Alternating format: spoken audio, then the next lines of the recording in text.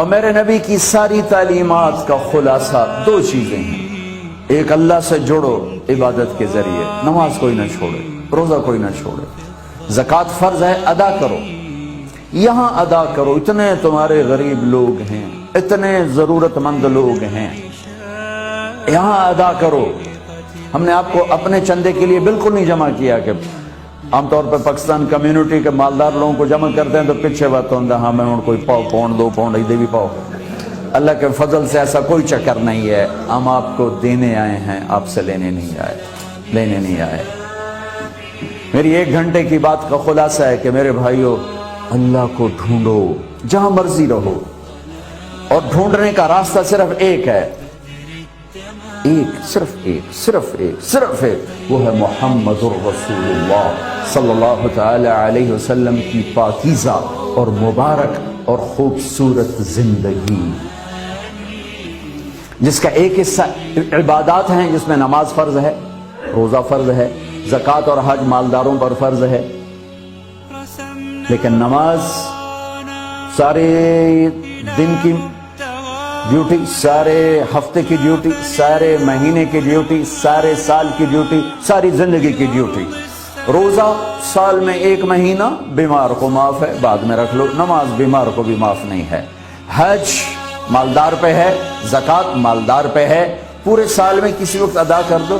حج زندگی میں کسی وقت جا کے کر لو. لیکن نماز ایک ایسی چیز ہے جو میرے نبی نے جاتے ہوئے کہا تھا، الصلاۃ الصلاۃ الصلاۃ. میری امت، نماز نہ چھوڑنا، نماز نہ چھوڑنا، نماز نہ چھوڑنا. 90% چھوڑ. اگر یہ چھوڑنے کی چیز ہوتی تو کربلا میں حسین کے ذمے تھا، چھوڑ دیتے جب تلواریں جگر کاٹ رہی تھیں اور بچوں کے سر اڑا رہی تھیں، اور ظہر کی نماز کا وقت داخل ہوا، جمعہ کا دن تھا. تو یہ تو وہ لوگ ہیں جن کو اللہ کے نبی نے کہا جنت کے نوجوانوں کے سردار ہیں حسن اور حسین. وہ نہ پڑھتے نماز، ابھی تو موت سر پہ کھڑی، اور اللہ کے نبی آئے ہوئے لینے کے لیے، جو کہ جنگ سے پہلے نیند آ گئی تو آنکھ کھلی تو ہنس پڑے. تو بہن زینب نے پوچھا، بھائی یہ کوئی ہنسنے کا موقع ہے؟ کہا ہاں، ابھی خواب میں اللہ کے نبی کو دیکھا ہے، فرما رہے ہیں بیٹا میں لینے آ چکا ہوں. تو اب چھوڑ دیتے. لیکن اگر چھوڑتے تو ان کی ذات کو کوئی نقصان نہ تھا. ہمیں میسج ادھورا ملتا، ادھورا، اور میسج پہنچانا تھا کہ زیر خنجر بھی یہ پیغام سنایا ہم نے. نماز کربلاؤں میں بھی نہیں چھوڑی جا سکتی، تو جاب اور شاپ کی کیا حیثیت. تو انہیں زہیر کو فرمایا، ایک رائٹ ونگ کے سردار کو، کہ شمر سے کہو تھوڑی دیر رک جائے، ہمیں نماز پڑھنے دیں. تو انہیں تھوڑا آگے بڑھ کر کہا جنگ روکو، نماز پڑھنے دو. ہم نہیں روکیں گے، نمازوں میں قتل کریں گے. حسین بن نمیر یہ کوفی لشکر میں ہے، وہ کہنے لگا تمہاری نماز ہوتی نہیں. لعنت ہے تجھ پر، تیری نسلوں پر، جس گھر کی تو خیر نماز ملی انہی کی نہیں ہوتی. واپس آ کر کہا جی وہ تو نماز کے لیے اجازت نہیں دے رہے. کہا ٹھیک ہے، پھر آدھے نماز پڑھو آدھے جنگ کرو. ایسی نماز 14 صدی میں نہیں پڑھی گئی، اور بریڈ فورڈ والوں اور پوری 6 بر اعظم کے مسلمانوں کے سر پہ کوڑا ہے کہ کس عذر کے ساتھ کہتے ہو جی پڑھی نہیں جانتی تھے. نہیں پڑھی تو دعا چا کرو. شوق کے لیے کہتے ہو دعا چا کرو، آپ ہی کھول جاوے، آپ ہی گا جائے. تو میرے نبی کی زندگی میں نماز، جعلت قرۃ عینی فی الصلاۃ، میری آنکھوں کی ٹھنڈک نماز ہے. کوئی بے نمازی نہ ہو.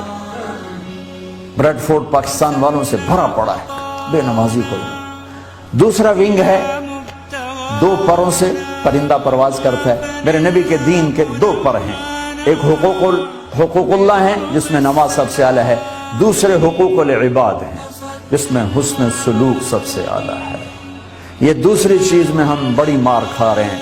100 میں 5-10 نمازی تو مل جاتے ہیں، لیکن 1 کروڑ میں ایک بھی نہیں ملتا جو اچھا سلوک کرنے والا ہو. نفرتوں کی آگ ہے، کبھی سیاست کے نام پر، کبھی قوم کے نام پر، کبھی رشتوں کے نام پر، کبھی مذہب کے نام پر، کبھی صوبے کے نام پر، کبھی کاروباری ایسی وہ رقابت بن جاتی ہے کہ ایسا لڑائی بن جاتی ہے. تو پوری امت میرے بھائیوں نفرتوں کا شکار ہو چکی.